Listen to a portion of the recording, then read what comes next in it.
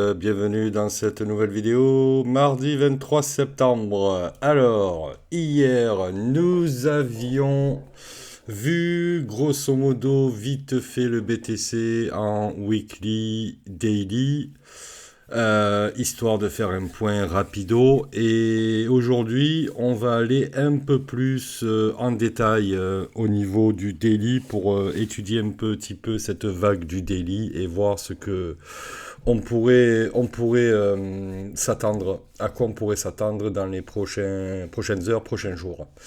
Voilà, voilà. Alors, c'est parti, sans plus attendre, on part sur le BTC, donc weekly, eh bien, comme on l'avait dit hein, hier, on se rappelle qu'on a cette fluctuation-là, et qu'on s'éloigne des lignes de force, et que donc on est en train d'étudier ce ralentissement ici. Hein. Donc on étudie la troisième vague de cette fluctuation ici. Et pour ce faire, nous allons donc partir en daily. Ici, daily. Et nous voici en daily où on étudie donc cette fluctuation ici. Hein, A, B, C. Avec un point potentiel D qui est ici. On se rappelle qu'hier, on avait dit que on privilégiait pour l'instant plutôt la fluctuation baissière, puisque on peut encore, après le... jusqu'au 6 octobre, pardon, jusqu'au 6 octobre, on peut encore faire un point plus bas, et donc éventuellement déplacer ce point C. Euh, mais pour l'instant, donc, voilà, on en est là. On va voir qu'est-ce que ça nous donne au niveau du 4 heures pour donc décortiquer cette vague ici centrale par rapport à la BC, CD et potentiellement DE. Et donc, eh bien, on va étudier un petit peu en 4 heures ce ralentissement ici que l'on a. À noter également, si on enlève l'ondulatoire, que en se basant sur les lignes de l'Ishimoku, on est quand même plutôt neutre. Hein. Voilà, on a une SSB qui est complètement à plat, une Kijun qui est complètement à plat, donc momentum 26 minutes, 26 jours, pardon, vraiment neutre pour l'instant. On va voir comment ça va se développer dans les prochains jours. Descendons en 4 heures pour avoir un petit peu plus de zoom. Qu'est-ce que ça nous donne en 4 heures? Alors déjà, premier temps, si on regarde l'Ishimoku dans son ensemble, on est plutôt sur une rotation de Kumo. Ok, Kinkuyo à la baisse, Kumo à la baisse. Ouais, on est bien baissier, hein, on est bien baissier. On a quand même de l'espace entre la Shinku et le prix, donc on pourrait potentiellement faire un rebond et pour pouvoir enclencher un nouveau mouvement de baisse, hein, potentiellement, histoire d'aller rechercher les targets que l'on a ici. 100 000, pourquoi pas, hein, si on continue à suivre cette ligne de force de la haine ici, on pourra aller rechercher les 100 000. Mais bon, dans un premier temps, on va déjà se concentrer sur revenir tester ce creux ici à 107 000 et puis voir déjà à 107 000 ce que ça donne. Alors, en 4 heures, si on projette la fluctuation, celle-là est sortie de son temps, d'accord? Donc, point le plus haut, on projette la fluctuation et on a fait une continuation baissière. Du coup, il faudrait descendre en 40 minutes pour pouvoir étudier ce ralentissement ici et voir si potentiellement on peut enclencher un mouvement de retour vers les 114 avant de déclencher le mouvement de baisse, potentiellement. Donc, on voit que si on revient à 114 000, la Shinku a tout à fait l'espace pour revenir sans être embêté par les prix. Notamment, le nuage ne nous embêtera pas non plus et ça nous reviendrait au contact de la Kijun. Donc, c'est potentiellement ce qui pourrait se passer dans les prochaines heures. Pour cela, nous allons descendre en 40 minutes et je pense que ce ne sera pas nécessaire d'aller plus en dessous du fait qu'on ne fait pas de scalping. Ça nous avantagerait en aucun cas. Alors, ici, nous avons le range qui a commencé à se dessiner là. Hein, donc, on remarque que ce range ici correspond bien, bel et bien au ralentissement que l'on a ici en 4 heures. D'accord. Donc le range ici de tout le long, il commence bien au niveau des 7 bougies ici du 4 heures. Donc on a un peu plus de détails. Si on étudie ce range vite fait, on s'aperçoit qu'on est quand même sur une, je dirais, plutôt une domination baissière. Voilà, on va avoir un croisement ici Kinkoyo qui va se produire. Ce qui est tout à fait classique dans un range, hein. Donc on s'attend quand même à ce que le prix oscille entre haut du range. J'aurais tendance à borner mon range entre les 113 600 et les 111 400 pour l'instant. Voilà, on est sur la S actuelle, d'accord? Donc c'est important de le noter. On a encore du temps pour aller faire des plus hauts et éventuellement aller chercher la Y. Si on allait chercher la Y, ça pourrait potentiellement annoncer un début de retournement pour cette vague ici en 4 heures et aller rechercher les 114 000.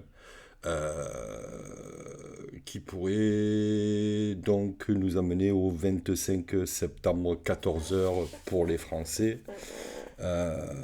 C'est possible, c'est possible. Donc à surveiller pour ceux qui veulent surveiller le prix dans les prochaines heures. Voilà, moi c'est ça que je regarderai. C'est plutôt cette fluctuation-là en 40 minutes avec l'étude de ce range ici en 40 minutes et voir si on fait le breakout. Potentiellement, si on fait le breakout, calculer la vague d'impulsion, déterminer les potentiels retracements possibles pour pouvoir avoir des prix d'entrée et aller jouer potentiellement la vague que l'on a vue précédemment en 4 heures. Voilà, sur le BTC, je crois que c'est tout ce qu'on pouvait dire. En tout cas, c'est tout ce que moi j'avais à dire. Il me semble que j'ai vu dans les commentaires une demande pour AVAX. Donc on va aller de ce pas jeter un petit coup d'œil vite fait sur AVAX. AVAX, hop là. Alors, AVAX en weekly. Qu'est-ce qu'il nous dit en weekly? En weekly. Donc, nous sommes sortis de la fluctuation baissière. On n'a pas fait la haine. On n'a pas fait la haine. Et là, on est en train de potentiellement travailler le milieu du range qui a commencé aux alentours du 4 décembre 2023. Bon, il avait commencé un petit peu avant, mais on va dire qu'on oublie cette phase ici là de bear market. Ici, ça consolide. Ensuite, on a la première impulsion. On revient. Et pour moi, mon range, je le détermine à partir d'ici.